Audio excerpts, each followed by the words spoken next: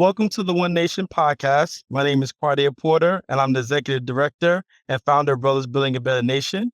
And today we have Adenah Bayoh, and I wanted to just make sure that we did an amazing job. Make sure we're introducing you and the amazing work that you do as well. So I have a bio here that your team gave us, and so just to give a backstory about yourself is that you embody the American dream at age 13. Adenah escaped the Civil War in her native country, Liberia, immigrated to the United States, and is now one of the most successful entrepreneurs in the state of New Jersey. Inspired by her grandmother, who owned a restaurant in Liberia, Adenah is now the owner of 10 restaurants, including 4 IHOP franchises in northern New Jersey. She opened her first IHOP in Irvington Township, New Jersey, at the age of 27, making her one of the youngest franchisees in the country at the time. In late 2017, Adenah launched Cornbread, her first independent, fast, casual, farm-to-table soul food restaurant, which she co-founded with fellow entrepreneur Zadie B. Smith. Oh, Zadie B. Smith, yes. Yes, they recently opened their second location in downtown Newark, a third in Brooklyn, New York, and their fourth and newest location in Montclair in October 2023. Additionally, in keeping with Adenah's mission of bringing high-quality food and services to urban communities, in the summer of 2021, she launched her latest restaurant concept, Brick City Vegan, in downtown Newark, and more recently, a second Brick City Vegan in Montclair. In addition to her restaurants, Adenah is a successful real estate developer with a portfolio of several major residential and mixed-use urban redevelopment projects across northern New Jersey, including the former Irvington General Hospital site and other urban locations. In 2023, she was awarded 9% of the NJHMFA Affordable Housing Credit for a 100% affordable 40-unit property located in Newark's South Ward, making her the first Black woman developer in the United States to accomplish the feat. Despite her numerous successes as a restaurateur and real estate developer, Adenah's proudest achievement is being able to give back to her community. And I want to just, I would hold it back to tears for myself because it's just amazing seeing the accomplishments and things you've done. It's really an honor and a pleasure to have you here to speak time for us and just to give us also some guidance and to take us through your amazing journey. So once again, Adenah, thank you so much for your time. Oh, thank you for having me. It's a pleasure to be here. Absolutely. I would love to just tell you a little bit about Brothers Building a Better Nation and how we even got here to this space right now. I love to hear it.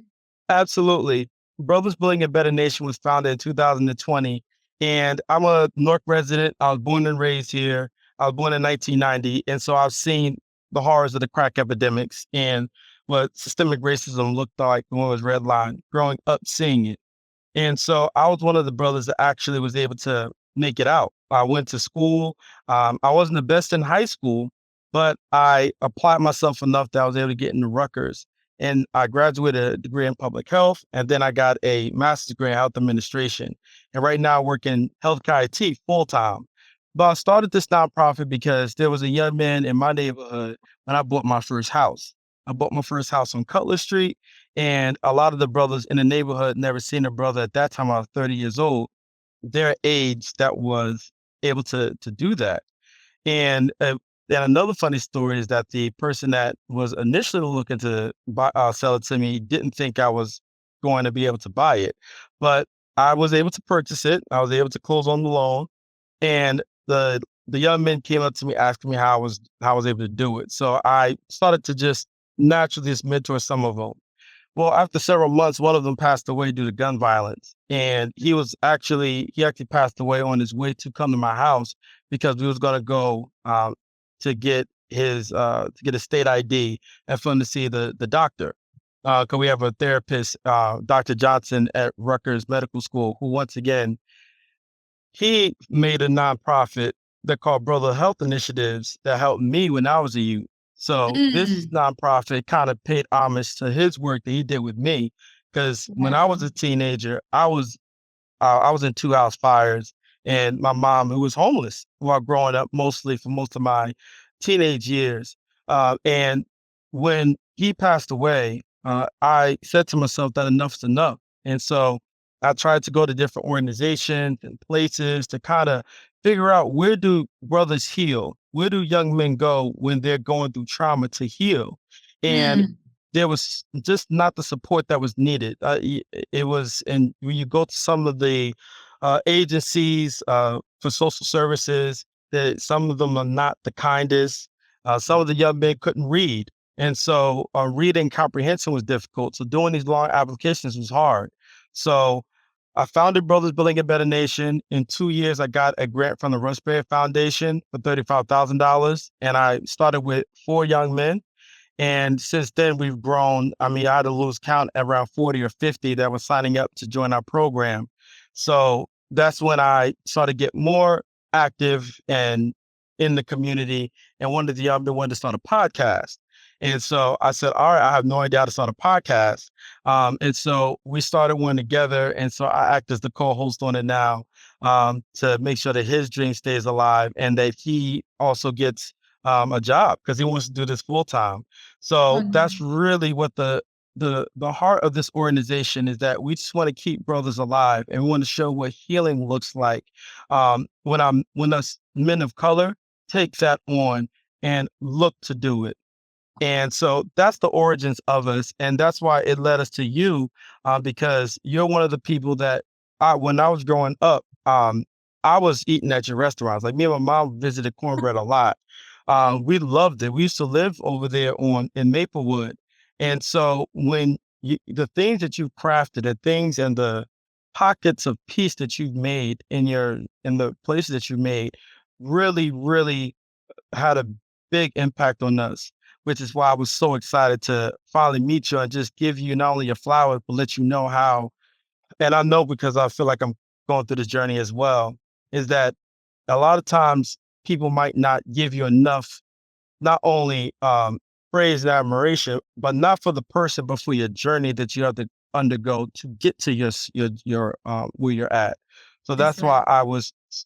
I was so excited to be able to speak with you today and share with you what we're doing on the ground level, but then also tell everybody and the viewers that we have about a little bit about your journey as well. Oh, amazing. That sounds really, the program sounds like something that is needed in the community.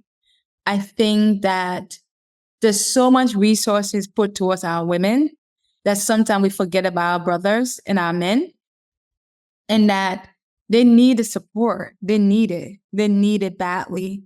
And I think this program just laser focus on Black men in Newark is gonna be impactful. It just has to be, because the need is so pronounced, you know? Yes. Yeah. Yes, absolutely. And it was built organically and that's the special thing about it, because when I first started it, I went to the young men and I asked them, well, what do you need to survive? Like, what are the things that will help you get through what you're going through? And a lot of things they said was simple things. We just want a job, somebody to speak to, be able to have our own place to stay. But in that, I found that there was so many socioeconomic and behavioral health and mental health issues that they were going through that kept them from there. A lot of those struggled with PTSD. And now I'm back in school to get my license as a clinical social worker. So what I saw was that there was a lot of times they were waking up as if they was in that shootout, or if they was in that place of being abused and they was a child. And so they take that anger and that hate to them inside of the work space. And then that's why we're seeing that constant cycle.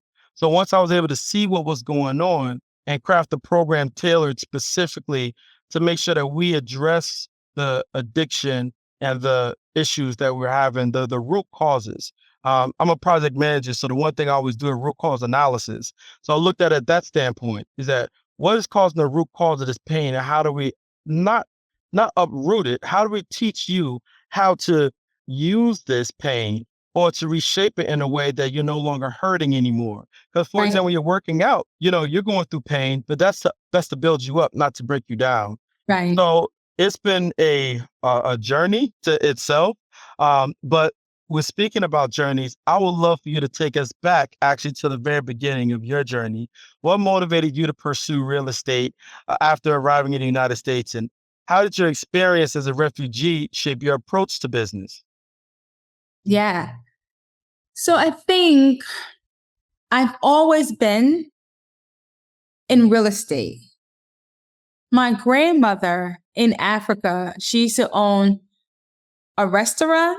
She used to own real estate buildings. She used to own a farm, and she used to own a bread factory.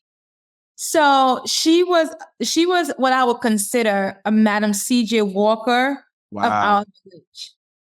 So my mother had me at a very young age. So my grandmother raised me. Wow. So from the time I was a little girl, me and my grandmother was lock and step. If she was on the farm, I was on the farm. If she was in a restaurant, I was in a restaurant. If she was going to collect some rent, I was right behind her. So it got to the point when I was like 5 or 6 years old, she would just send me, go pick up the rent. She'd be like, go to the market. So I was doing like entrepreneur things at like 5, 6, 7, 8, 9 years old. Wow. While all my friends were playing, I was in the market selling.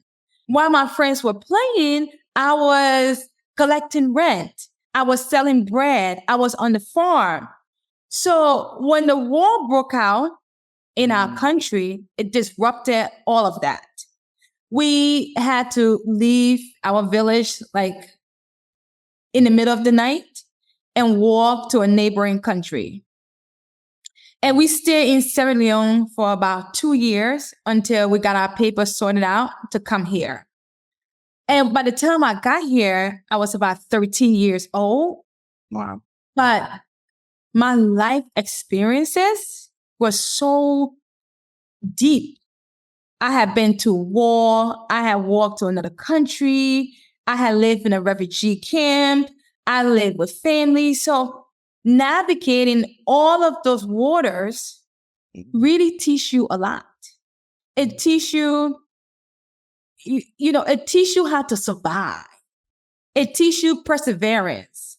It teach you to wake up in the morning and go get what you're going to eat today.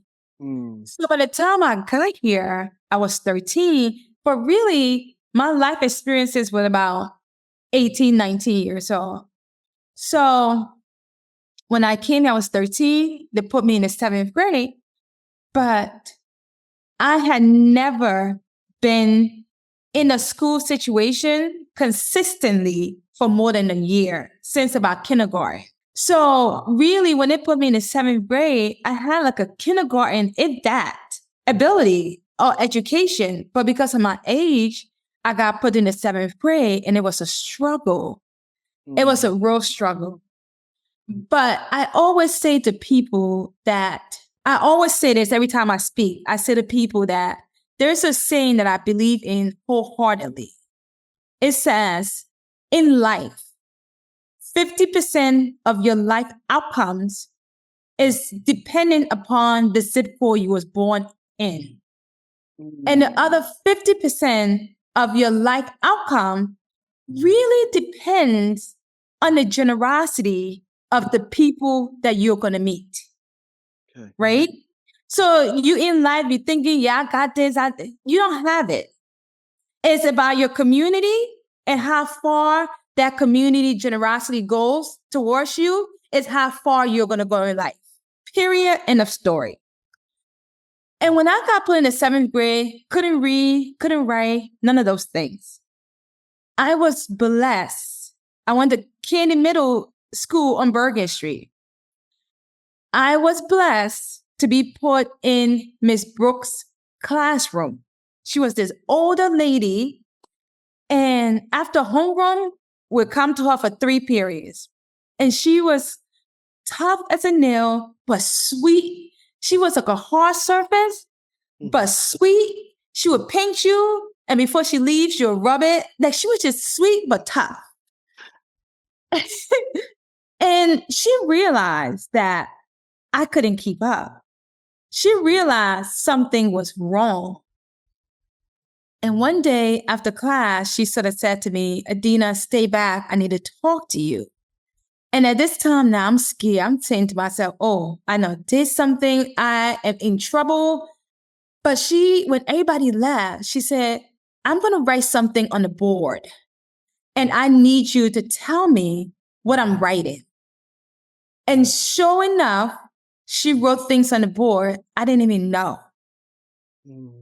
And she said to me, like I could see the tears coming in her eyes. And she said to me, I want to help you. Would you allow me to help you? I was like, yeah.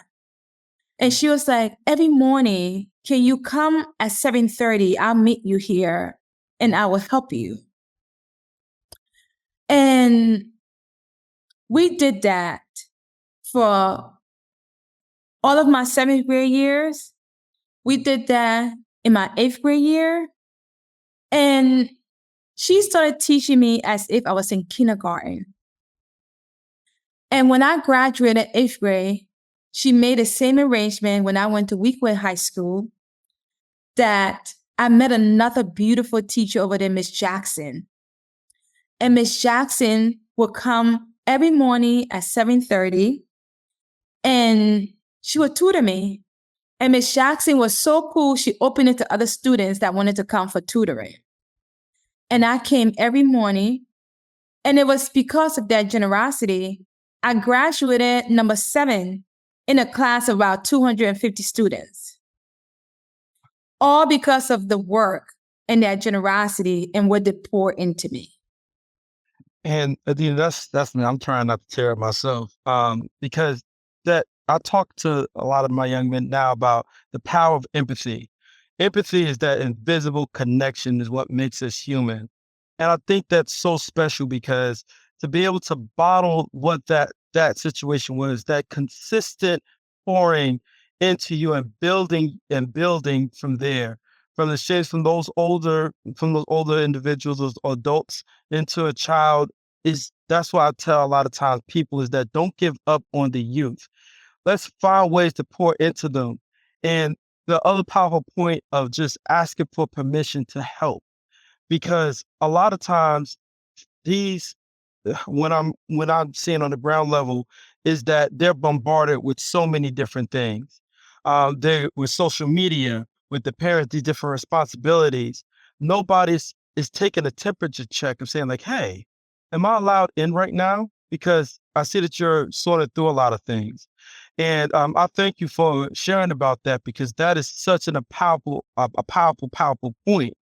Um, and so from taking off there and being able to graduate, what did the journey look like after you graduated?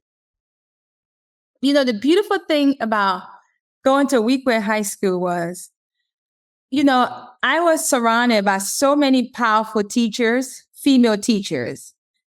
And one day I had a teacher, and this was like the end of my freshman year. So she said, when we came back sophomore year, I did all kinds of sports. And one of my teachers had recommended that I go to this youth center. It was called Quest Youth Center. It was on Cluster Avenue. And it was run by Dr. Joyce Carter. And if you look at all of the prominent Black leaders in Newark right now, we all went through Quest Youth Center. And it was this place that we would go, and they would tell us how powerful we are. Dr. Joyce Carter would tell us that we can change Newark, that we can come back and have an impact. She would tell us that Newark is not going to change unless we come back and change it. She would tell us that if you walk by the abandoned building, don't say, oh, when are they going to fix it? You need to say, when am I going to fix it? She used to take us to like survival weekends. She used to take us to the bushes. Like we would go in like the bushes and survive the weekend. She's like, yeah, I need to get out of Newark. It used to be called survival weekends. You had to survive the weekend in the woods. And she just left like a mark on me. Like, she made me fall in love with Newark. Like, I love the city of Newark. I love Newark. As hard as it is, I love this city. So when I went to college, I went away to college to TNEC, and I always held a special place for the city of Newark in my heart. And I just knew I would come back and do meaningful work in the city. But life is a journey. It's not a destination. You don't get in a car and drive to your. It's a destination that evades and that leads you to this beautiful journey with twists and turns. But you just have to stay moving, and you have to stay open to the experience. And what you may think is your path may be something completely different, right? There's a saying that say you make plans and God laughs. It's so true. My plan was to go to college, come back, and, be a doctor and do this. None of that happened. I went to college. I hated medicine. They put me in the lab with a frog. I said, oh, hell no. And that was the last time I took a biology class. I was going to be a neuroscience major, so I definitely get it. I said, how many years will we be in school? And when I switched major to business, my parents were so disappointed. My dad was like, what you going to do with that? If you are African and you're not a lawyer, a doctor, or engineer, you're a big disappointment. Oh my gosh. Big disappointment.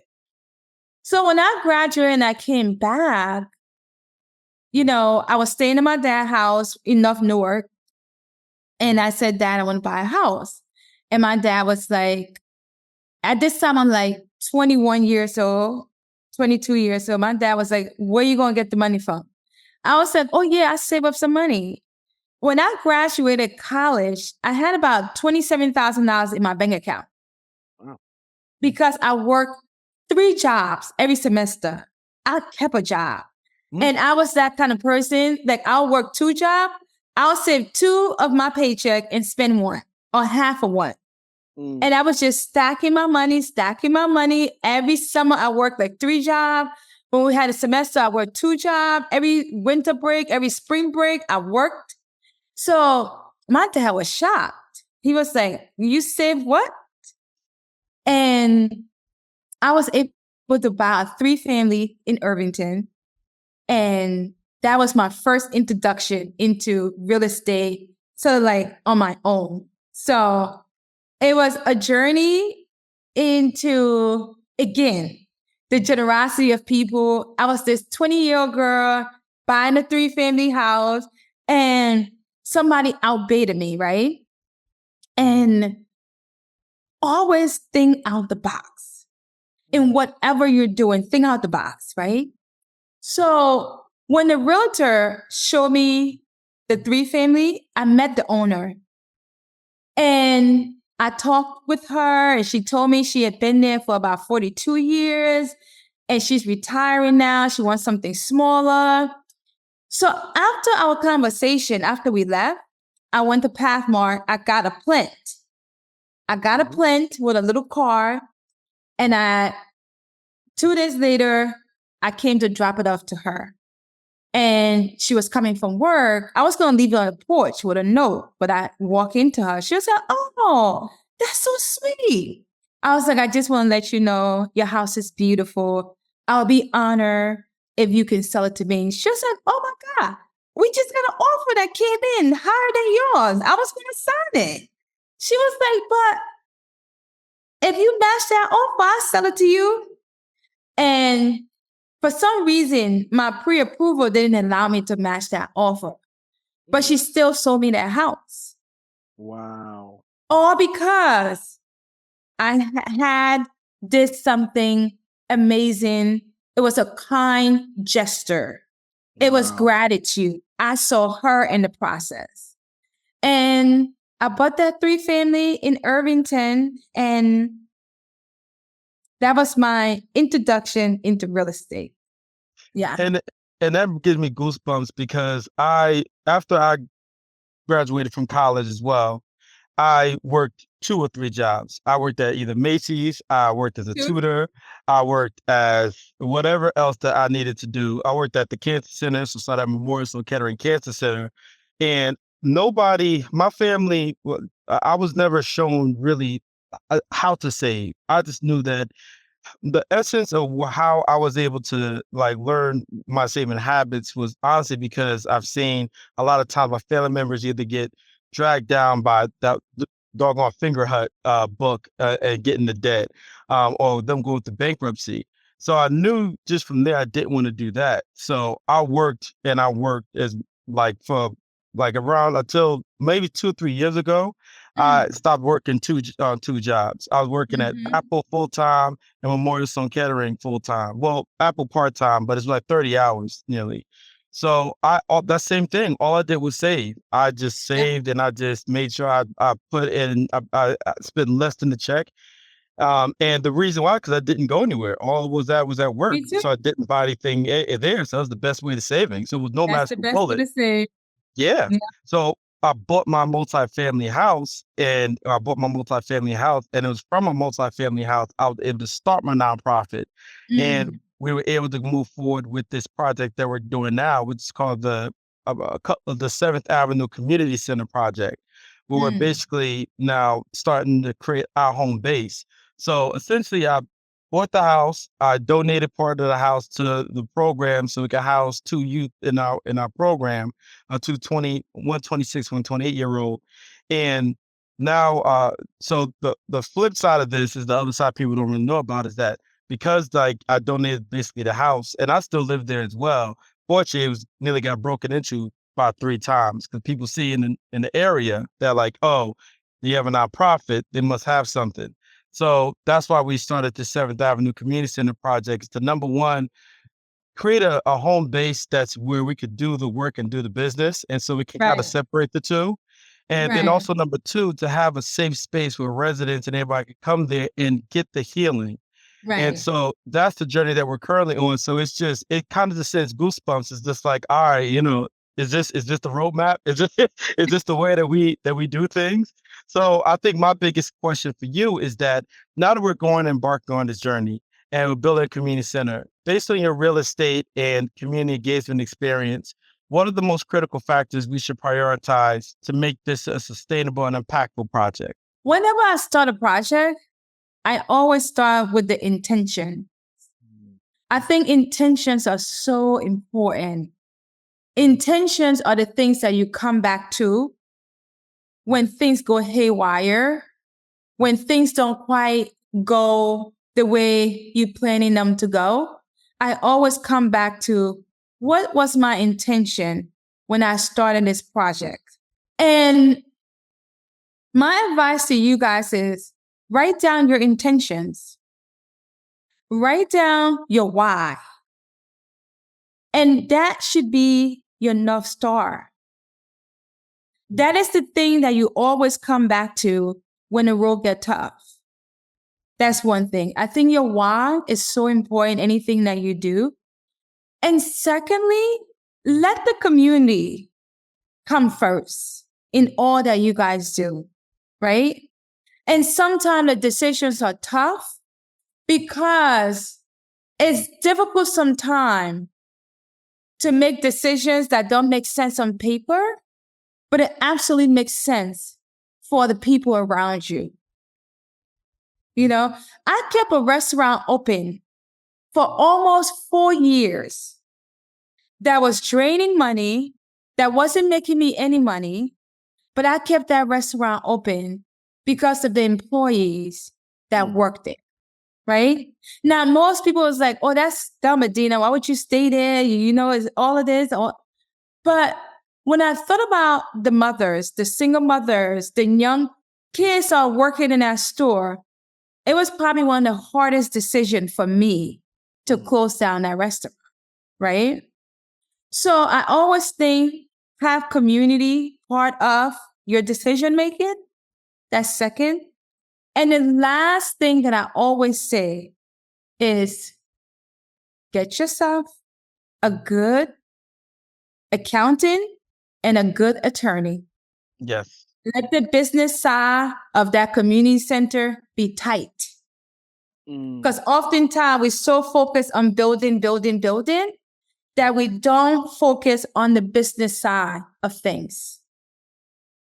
So I think it's your why, is your community, and make sure the business side is taken care of. That's beautiful, and that's something that we've been working on now. The pro bono legal team at Seton Hall has been helping us as well. And the accountant part, you're exactly right. That's been one of the things that we're trying to now kind of discover, is that we've been able to do some fundraising, but building firm financial controls is super important. So And important. that's what I've got learned to burn by, because I'm like, we spent how much this year? I'm like, Yes. when? Yes. Oh my. Yes.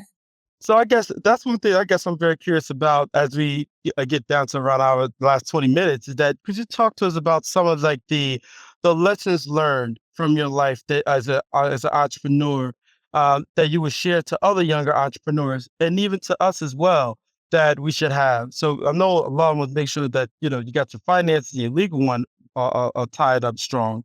Are there any other lessons learned, or how the things you might have seen as was, I don't want to say they were mistakes, because they were things that made who you are right now, but things Yeah. that you would love to just impart on younger entrepreneurs and businesses that are looking to to to expand and get to where you're at. Get to where you're at. Yes. I think I know as I'm going through this journey that it's extremely lonely. It's a lonely man's journey. And one of the things I would say to entrepreneurs is be careful about the conversations you're having with yourself in your head. That is so important. It's great that people around you believe in you. It's great that, you have this great idea, but that journey starts and ends with you. Be extremely careful about the conversation you're having with yourself. You're not dumb. You're not poor. You're not lacking. You are this full human being that God put on this earth for a purpose. And understand that your life has purpose, and walk within that purpose, right? And whether that purpose is something that someone is okay with or not okay with, as long as you're okay with it, walk in that purpose, right? And believe in yourself. I know it sounds cliche. It sounds like move with confidence. Move like you understand where you're going. And mistakes are just part of the course. Mistakes just mean you're learning. This says the person that never fall in life, is not the person you want to go into business with. I much rather go in business with someone that fell 100 times, but got back up 101 times. That person had been tested. That person got grit. That person is not going to, because let me tell you something. Failure, it comes every day. It comes at you like a ton of bricks. You got to learn how to react to things. I always say, never let a crisis go to waste. Everything is here to teach you something. It just depends how open you are to those things, right? So believe in yourself. Your crises are here to teach you things. And I think the other thing that I will say is that when you are climbing up, I always say to people, when people around you start to see, oh, where you going? You about to leave us? You become a target. And people start to do and say things about you that are not true. But I always say is that is not about me. That's more about that person and their journey. right? People always say, oh, it's a crab in a barrel syndrome. But I always say my answer back to that is crabs don't belong in a barrel. Mm. So when you put them in a barrel, their survival instincts is to grab and lash on to anything in their immediate reach because they're out of their element. So the empathy to that is crabs don't belong in a barrel. So any behavior that they're exhibiting is because they're out of their elements. Powerful. Right? So as you grow, you gotta grow a thick skin, like a thick ass skin, because and sometimes be your own people, they're coming for you. But just know to whom much is given, so much more is expected. And one thing I gotta say about me, I've been the recipient of so much gifts and so much luck and so much good fortune that I know my job here is just getting started. I have so much more to give, so much more to do that I'm just cracking the tip of the iceberg, to be quite very honest with you. And you know how I know this? Because if I look at my life so far, I shouldn't be on the Zoom right now talking to you. I was born somewhere where it doesn't even have a zip code. It doesn't even have running water. We don't have running water in my village. Of all the people in that village, I'm sitting here right now with you. That's telling me that there is a plan that God has for me that is so unimaginable for my circumstances that only me looking back, that it makes sense to me. That's I'm just exorbitant now. That was extremely powerful, and I want to just thank you for the bottom of my heart for that, because you're right. It is a journey that it does get very lonely, and it does get very difficult, and especially with somebody like myself, I feel as though I finally found my purpose, and trying to figure out where your North Star is. I always tell the guys that are servers or people that I'm doing is that, you know, you have to be guided by your own light. Don't fear it, and move forward with it. It's so many powerful things that you said, Adenah, that I just, I wish that I had more than an hour. But but I'll just keep it at there because I could ramble on. For right now, we're at a section that we're closing and wrapping up. But I wanted to just let our listeners know is that if we wanted to hear more about you and the work that you do, how do we reach out to you, or where do we go to learn more about the amazing things that you're doing? Well, I'm on Facebook. I'm on social media. It's Adenah Bayoh. My name is right there. And I have my restaurants. Come out, support me. I have the Irvington in IHOP. The IHOP in Irvington, the 2 IHOPs in Newark. I have Brick City Vegan. I have the Cornbread in Brooklyn, Cornbread in Maplewood, Cornbread in Montclair. So come on, support your girl. It's amazing that I get to come up here and talk and do all of these amazing things, but I'm in my element when I'm in my restaurants, when I'm working. And then also we have a 40-unit project that we're working on that's going to be ready to lease next June or July. I will invite you guys to the ribbon cutting so you guys can cover it. And let's stay in touch. I like to support the work you guys are doing. I think it's super dope. And any way I can be helpful, stay in touch with me. You have my email. And yeah, I'm here for it. I'm here for you guys. We are a village. We are a village. And thank you so much. And it's just, you'll continuously living within your purpose and finding joy in that. That in itself is power, energy in itself. And thank you so much for the time, the wisdom that you've given us, because we're just a bunch of individuals that are just trying to find a way to scale the healing. And this interview was a part of our journey to learn how to scale it. So, from the bottom of my heart, and for all the young men in Newark, New Jersey, we thank you, and we're honored to have been able to get some of this amazing knowledge from you, Adenah. And I will work as hard as I can, and we will, to make sure that we make you proud, because the energy that you put in, it's all about reciprocity. All the energy that you put in, we want to make sure that you get the positivity back triple fold. Oh, thank you. And I'm here. Let's stay in touch. Absolutely. Thank you so much.